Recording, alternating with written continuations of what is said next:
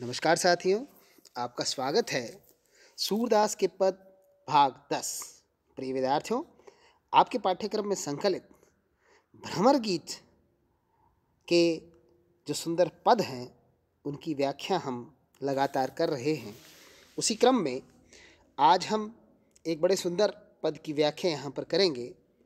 प्रिय विद्यार्थियों, पिछले पद की व्याख्या करते हुए हमने कहा था कि श्री कृष्ण ने उद्धव को अपना संदेश देकर ब्रज की ओर रवाना कर दिए।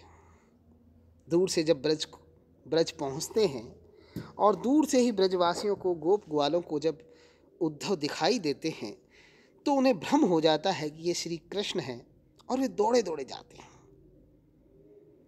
ब्रज में जाने के बाद उद्धव सबसे पहले बाबा नंद और माता यशोदा से मिलने के लिए उनके घर पर जाते हैं और उनका रथ बाहर खड़ा है और वे अंदर मिलने जाते हैं। क्योंकि बात फैल गई है कि कोई आया है, सभी दौड़े दौड़े बाबा नंद के घर पर पहुंचते हैं। वहाँ का बड़ा सुंदर वर्णन सूरदास ने यहाँ पर किया है। आइए हम इसका पठन करें। सूरदास जी लिखते हैं इस प्रसंग में कि सभी गोप ग्वाले दौड़कर बाबा नंद के घर पहुंच गए और वहाँ बाबा नंद के द्वार पर एक रथ खड़ा है।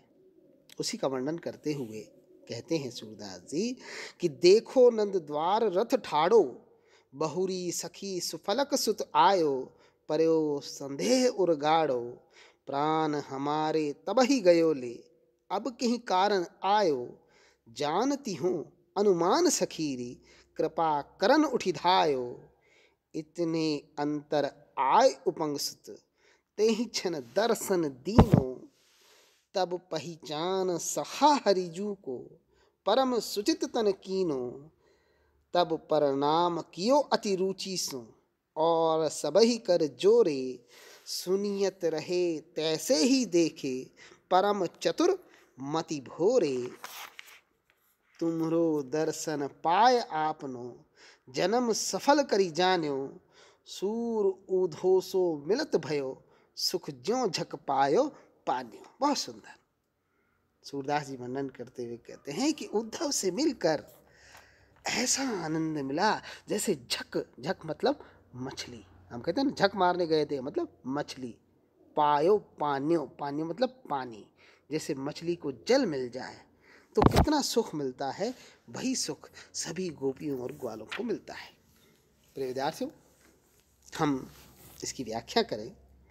जैसा कि मैंने कहा कि कोई आया है और सभी दौड़कर बाबा नंद के घर पहुंच जाते हैं। बाबा नंद के द्वार पर रथ खड़ा है, उसका वर्णन कर रहे हुए बड़े सुंदर रूप में करते हैं कि देखो नंद द्वार रथ ठाड़ो।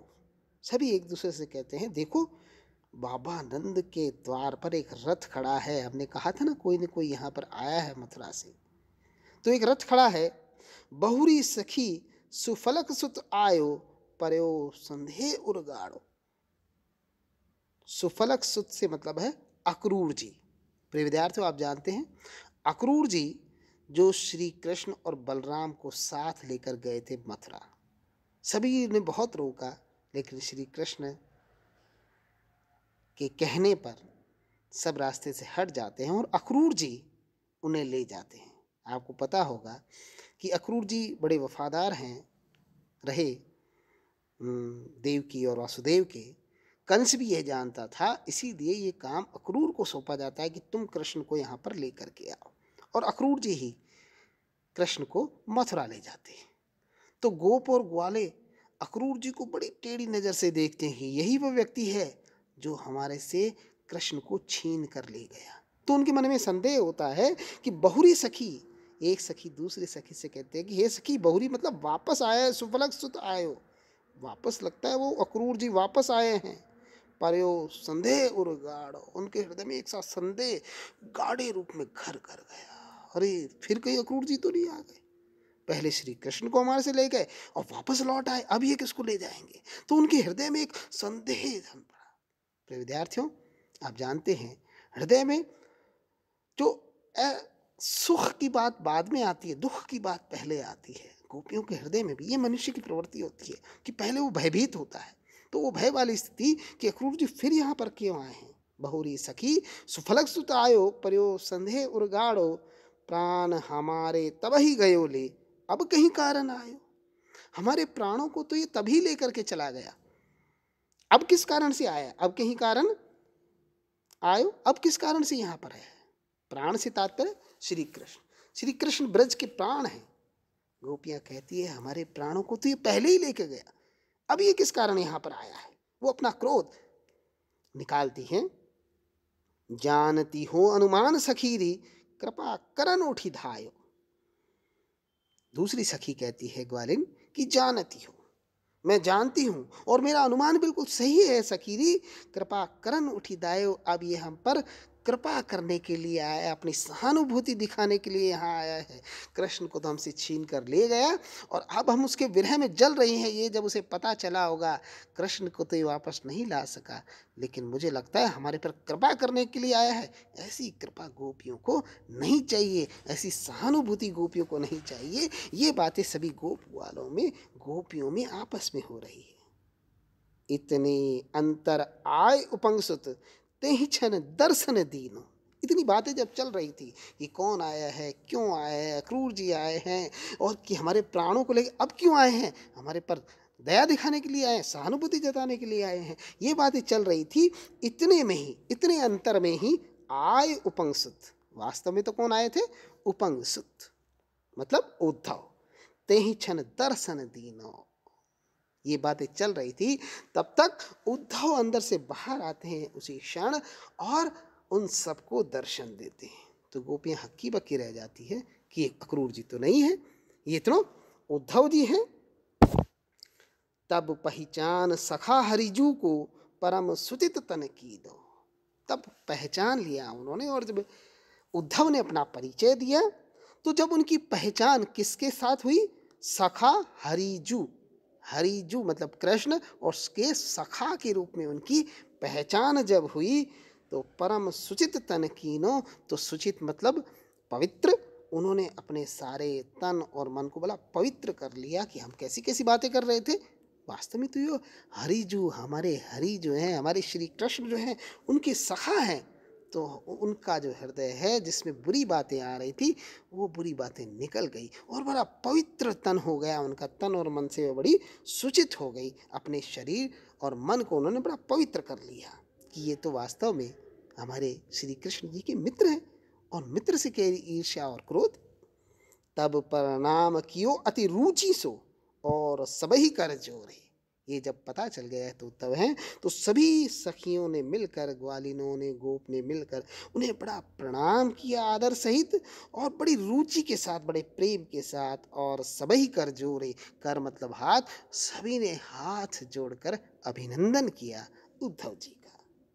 और आपस में बातें करते हैं क्या, कि सुनियत रहे तैसे ही देखे, परम चतुर मति भोरे। बड़ा सुंदर है कि सुनियत रहे, हमने जैसा सुना था कि श्री कृष्ण के एक मित्र हैं, परम सुंदर हैं उद्धव, जैसा सुना था वैसे ही देखा। वो परम चतुर भी हैं, ये बड़े सयाने हैं, लेकिन मति भोरे, लेकिन बड़े भोले भाले नजर आते हैं। चतुर तो हैं लेकिन दिखने से तो बड़े भोले नजर आते हैं। तुमरो दर्शन पाए आपनो, जन्म सफल करी जाने। गोपियों के लिए उद्धव भी कृष्ण समान है। प्रिय विद्यार्थियों, जो प्रिय होता है उस प्रिय का प्रिय भी हमारा प्रिय होता है, ये मानवीय प्रवृत्ति है।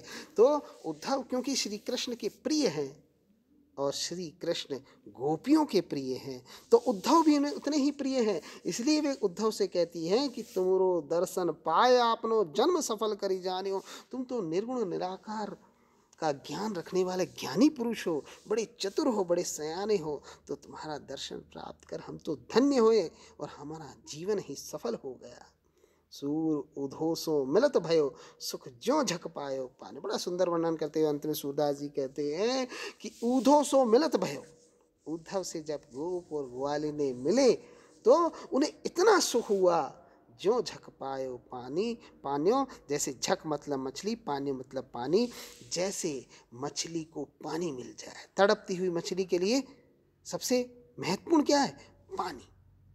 और वो जो उसको सुख होता है मिलता है। जल मछली के लिए तो जल ही सब कुछ है, वैसा ही सुख उन्होंने उद्धव को अपने सामने देखकर प्राप्त किया और बड़े प्रेम के साथ वे उद्धव का स्वागत करती हैं, अभिनंदन करती हैं कि चलो श्री कृष्ण नहीं तो कृष्ण के मित्र तो हमारे बीच आए। और ये जानकर बड़े सुंदर सूरदास जी ने इसका वर्णन किया है। आज के लिए इतना ही, हम फिर अगले व्याख्यान के साथ उपस्थित होंगे। धन्यवाद।